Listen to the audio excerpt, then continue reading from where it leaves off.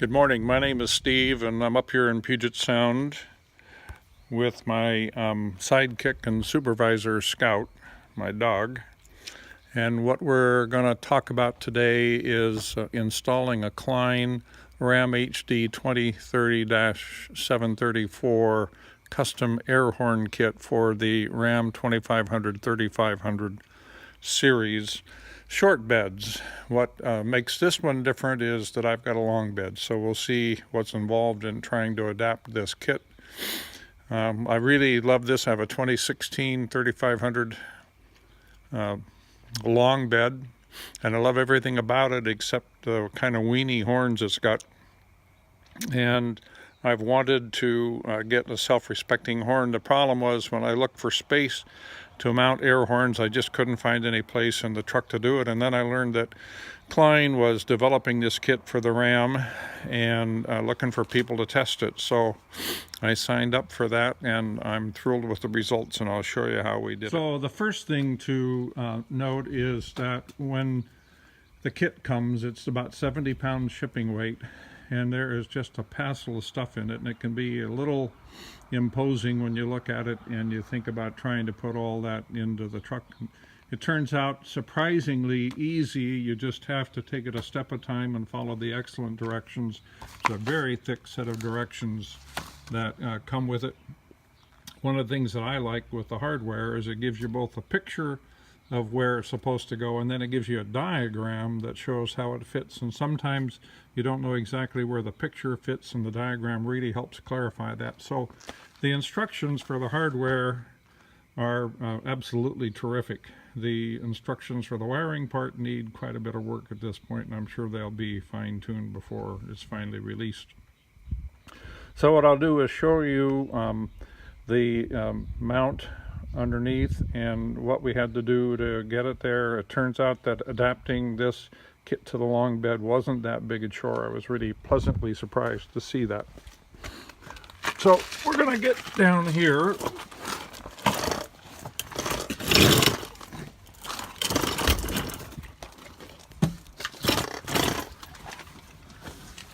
And here you can see the dual mount for the big and medium-sized air horns.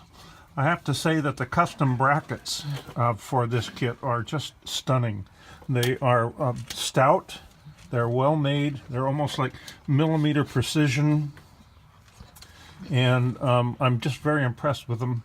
This took 2 bolts that went through holes in the frame, and the one thing that's kind of interesting about it is if you look at these parallel tracks right here, they are narrower than the fitting that goes on them, which means that you can't put them straight across from one another. You have to angle it, and in the process of doing that, you tilt the horn down a little bit, which helps with drainage. So they've really thought this kit out, and this part really wasn't a lot of difficulty to assemble or to put on the truck. Now, the first part that didn't fit the 3500 long bed is the short, smaller horn. By the way, the long horn's about 25 inches long. But what I found is that with very little effort, you could adapt this and put it in. So where you see the big bolt here, there's a hole through the frame right by it, but it was just offset about half of the width of the bolt. So all it took was filing that hole into an oblong and oval, and then it worked perfectly. The other thing is that these holes for mounting the air horn were too far forward, and I didn't think it gave it enough support.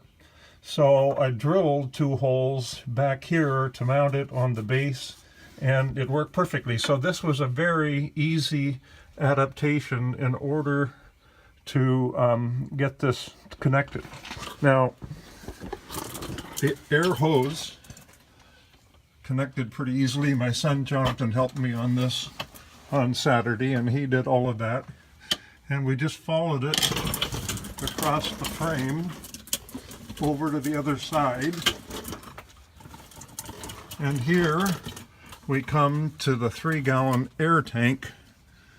And again, the fittings were pretty easy to put on.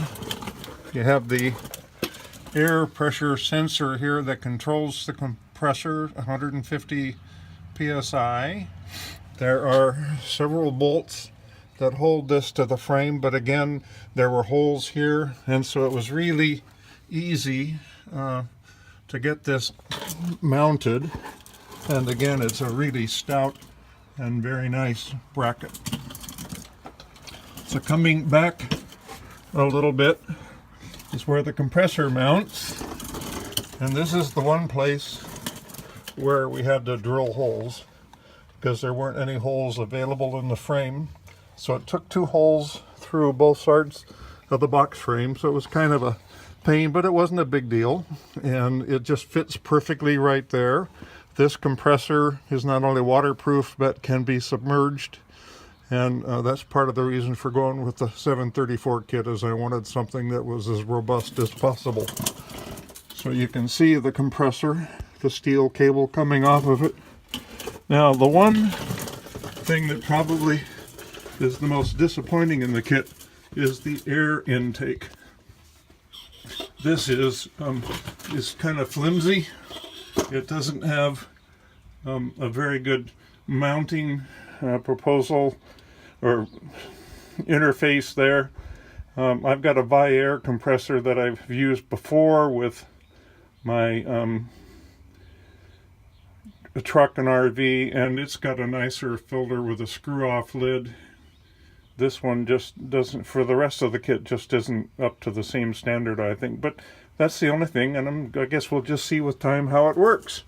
But it all wires right back into the compressor, and you can see that the wiring comes down here. It's just grounded to the frame, and then goes on up into the engine bay. So it took several hours on Saturday to get all of this installed, but it wasn't difficult. It's just had to take one step in front of the other. Now, in terms of the wiring, it comes up into the engine bay, and I did 2 relays because I wanted to have the horn work off of my steering wheel rather than a separate button. So on this side we have the power going to the compressor.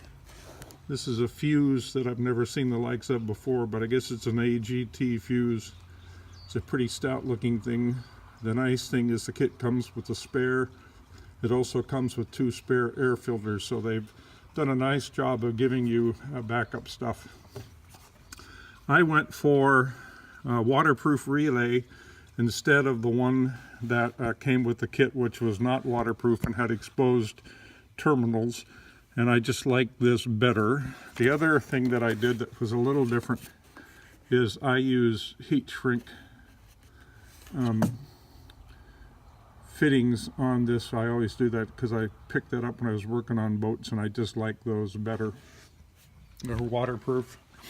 Now on the other side, in order to have the horn work off of the steering wheel, you need another relay. And the nice thing is that Klein produced this technical bulletin that shows you exactly how to make that happen, and it isn't a big problem at all. The biggest problem, I think, was getting the darn wheel well liner out so I could get up to the horns, which are tucked up in a very improbable location. But this is straightforward. I put another relay right down here, you can see it, and so those are the 2 relays. Again, they're both waterproof so that the tabs and everything aren't exposed. Now, one of the things that I got on this truck when I got it was I got the auxiliary switch panel, which I really like. You know, when you're trying to travel, we've traveled quite a bit across the country with our RV, and you know, you have all of these things going in your lighters and multiple outlets and wires all over, and this is so beautiful. You've got this, you can have 5 different functions that are working off of this. Goes through a case that has the relays and the fuses together. And then once you go through the firewall, if you have to for some of it, and you come into the truck,